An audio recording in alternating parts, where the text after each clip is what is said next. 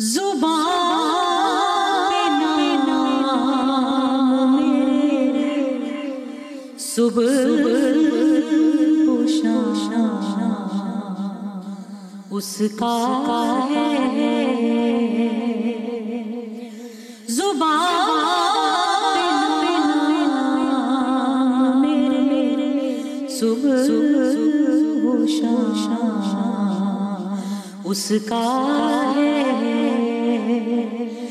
درود اس کے لیے ہے، سلام اس کا ہے۔ کیا خوبصورت کی درود اس کا ہے، سلام اس کا ہے۔ اب یہ جو خوبصورت انداز ہے پڑھنے کا، جیسا یہ جو بات کی نا حضرت نے، یہ بڑی خوبصورت کر دی کہ آپ کو ایک تو شریعت کی حدود کا علم ہونا چاہیے اور احتیاط کرنی چاہیے، دوسرا آپ کا جو کلچرل ڈومین ہے، مثال کے طور پہ کلچر کے اندر تم جو ہے یہ محبت کا اظہار بھی ہے، صرف آپ اگر وہاں پہ لگا دیں گے نا تو آپ دوری کا اظہار ہونے لگ جائے گا، تم جو ہے وہ قربت کا۔ لیکن کیا یہ نعت کے اندر ایکسیپٹیبل ہوں گی ایسی چیزیں؟ نہیں، اللہ تعالیٰ نے قرآن مجید فرقان حمید میں ہمیں خود یہ آداب سکھائے ہیں، لا تجعلوا دعاء الرسول کا دعاء بعضکم بعضا، میرے محبوب کے لیے تم نے وہ انداز تخاطب اختیار نہیں کرنا جو عام انسانوں کے ساتھ کرتے ہیں۔ مولانا ظفر علی خان رحمۃ اللہ علیہ کی بات ہو رہی تھی، ان کا ایک بڑا معروف شعر ہے، یہاں گیا کلچر، ان کا ایک بڑا مشہور شعر ہے جس کے آخر میں کہتے ہیں، جس کے وہ مصرے میں کہتے ہیں ایسا نہیں کرنا، وہ تمنا تم ہی تو ہو، دل جیسے زندہ ہے تمنا تم ہی تو ہو، تو وہ تم ہی ہو۔ تو وہ ایک تھے بہت بڑے شاعر، ان کا نام تھا شہید جلندری صاحب رحمۃ اللہ علیہ، تو انہوں نے ایک دفعہ ایک مشاعرے میں یہ شعر پڑھا نا، تو انہوں نے کہا میں اس کو تھوڑا سا تبدیل کر رہا ہوں، تم ہی تو، انہوں نے کہا آپ ہی تو ہیں، آپ ہی تو ہیں۔ تو یقیناً یہ جو آداب ہیں یہ اللہ نے ہمیں خود سکھائے ہیں، اور ہمیں، مجھے یہاں پہ بات یاد آ رہی ہے، بہت بڑے فارسی کے نعت خواں تھے نا عرفی رحمۃ اللہ علیہ، تو انہوں نے کہا اپنے آپ کو مخاطب کر کے، عرفی توجہ کرنا، این راہ ناتست نہ صحراست، یہ صحرا کا راستہ نہیں ہے، یہ نعت پیغمبر کا راستہ ہے۔ کیا بات ہے، یہاں تم نے بڑے آداب کو ملحوظ رکھ کر چلنا ہے۔ کیا بات ہے۔ مولانا احمد رضا خان رحمۃ اللہ علیہ وہ پتہ کیا فرماتے ہیں، وہ کہتے ہیں حمد میں انسان جو مرضی کہتا جائے بلند سے بلند، بلند سے بلند، تو اللہ کی حمد نہیں ہے، اللہ کی حمد اس کی انتہا کوئی نہیں، حد بندی کوئی نہیں۔ لیکن نبی پاک علیہ السلام کی جو نعت ہے نا، یہ تلوار کی دھار پہ چلنے کے مترادف ہے۔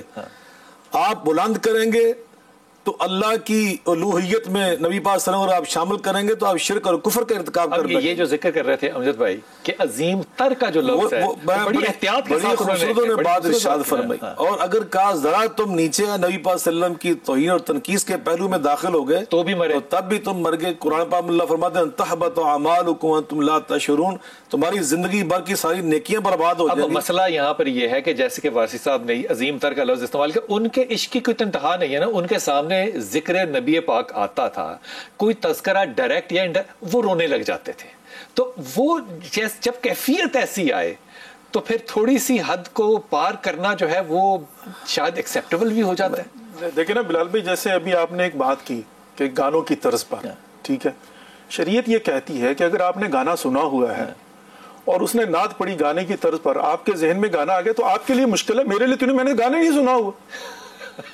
آپ اس طرح سے بیٹھ کر ایک فتویٰ تو نہیں لگا سکتے نا معذرت کے ساتھ۔ دیکھیں یہ بہت اچھی بات ہے، اس میں کوئی شک نہیں ہے، رسول خدا کے متعلق جو ہے نا یہ ہے کہ میں نسبت نہیں جوڑ سکتا، کوئی جوڑ سکتا ظاہر، لیکن یہ کہ یہاں پر آ کر ہم نے یہ دیکھنا ہے کہ زمانہ جب چینج ہوتا ہے تو زمانے کے حساب سے، کسی زمانے میں ہم کہتے تھے الف انار بے بکری پہ پنکھا تے تختی، آج کہتے ہیں اے ایپل بی بال سی کیٹ ڈی ڈاگ، اب اے بھی نہیں کہتے، آ کہتے ہیں، وہ زیڈ کو زی کہتے ہیں نا۔ تو اب زمانہ اگر چینج ہو گیا تو میں کہوں نہیں بھائی ہم نے اسی پر کھڑے ہونا ہے 1400 سال پہلے کے اوپر، کہیں نہیں، یہ ممکن ہی نہیں ہے، نہیں ہو سکتا۔ تو یہاں پر ہم نے جو ہے نا وہ ایک لمیٹیشنز کو کریٹ کر دیا، ریڈ لائنز جو ہے نا بتا دی کہ توہین کے زمرے میں نہ چلے جائیے گا، یہاں پر جو ہے نا افراط و تفریط نہ کیجیے گا، لیکن کہیں تو گریس پیریڈ کھیلنے کا دیں نا آپ، تاکہ چینج اور نئے دور کے حساب سے۔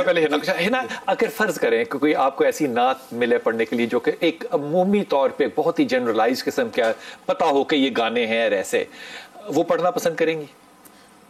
بالکل پسند نہیں کروں گی میں، اس میں تھوڑی سی تبدیلی کروں گی تاکہ تھوڑا سا جو میرا خیال ہے کہ ٹیون جو ہے نا کمپوزیشن بڑی امپورٹنٹ ہے پڑھنے کے لیے. دیکھنا یہ چاہیے کہ آڈینس جو سامنے ہیں آپ کے سننے والے ہیں وہ اس کو پڑھ بھی سکیں آسانی سے. آپ اتنی مشکل بھی نہ پڑھیں کہ کوئی آپ کے ساتھ پڑھ نہ سکے. اور ہم نے یہ چیز عام کرنی ہے تاکہ ہر لوگ ساتھ شامل بھی ہوں. بالکل شامل. بہت اچھی بات. اور اگر کوئی آپ کو لگتا ہے کہ گانے کی ٹیون لگ رہی ہے تو ڈیفینیٹلی ہم جیسے لوگ تھوڑا سا چینج کریں گے تاکہ اس کے رجحان سے ہم نکل سکیں. چینج کرنے کا طریقہ کیا ہوتا ہے؟ خود سے اب آپ یہ ضروری ہے کہ جگہ بنا لیں گے. ہاں تھوڑا چینج کریں گے بالکل، اس کو الگ کریں گے تھوڑا سا تاکہ وہ. ایک بڑے آدمی نے کہا تھا کہ مہدی حسن کیوں اچھا پڑھتا ہے، کیوں اچھی غزل کر سکتا ہے. اس نے کہا وجہ یہ کہ اگر آپ اس کو نثر میں پڑھیں تو نثر آپ کو اگر شعر سمجھ نہ آ رہا ہو اور مہدی حسن سے سنیں تو وہ شعر سمجھ میں آ جاتا ہے. تو وہ جب آپ پڑھ رہی تھی یہ حمد محمد بخش صاحب کی تو آپ جگہ بنا رہی تھیں، اور یہ جگہیں جو ہیں یہ میں نے پہلے نہیں مثال کے طور پہ سنی، وہ نئی تھیں. وہ کیوں تھیں؟ میں سمجھتی ہوں کہ جب آپ کوئی چیز دل سے پڑھتے ہیں، دل سے ادا کرتے ہیں تو قدرتی طور پہ اللہ کا کرم ہو جاتا ہے آپ کے اوپر. اور جب آپ اس چیز میں ڈوب جاتے ہیں تو یہ قدرتی چیزیں آپ کے اندر جو ہے وہ قدرتی اللہ کی طرف سے عطا ہوتی ہیں. اگر اس میں نہیں کہہ سکتی کہ میں نے خود سے کوشش کی ہے. یہ میری حناب بہن نے جو بات کہی نا یہی بات ہے. میں اس کی تائید کرتے ہوئے اس بات کو آگے بڑھا رہا ہوں. حضرت شاہ جی فرما رہے ہیں کلچر کی بات کہ دیکھیں جو نعت اور حمد ہے نا اس کے آداب میں ایک اہم ادب یہی ہے جو امجد اسلام صاحب فرما رہے تھے کہ من تشبہ بقوم فہو منہم. آپ اس کے لیے مشابہت اختیار کرنے کے محتاج نہیں ہیں، دل سے پڑھنے کے محتاج ہیں. آپ دل سے پڑھیں گے تو اللہ آپ کی خود رہنمائی فرمائے گا. آپ کی آواز اور آپ کے سوز میں برکت اور تاثیر میرا اللہ ڈالتا ہے. آپ اپنی منشا اور اپنی طاقت سے یہ کام نہیں کرتے.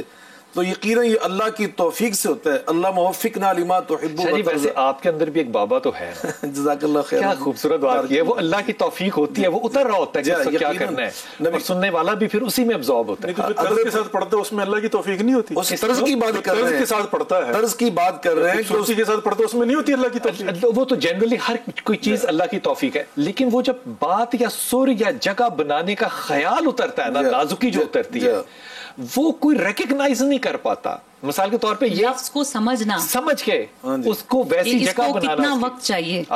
اس کو ہم چھوٹے ایک مثال دوگی اگر دے سکو تو اس وقت. واہ. ہم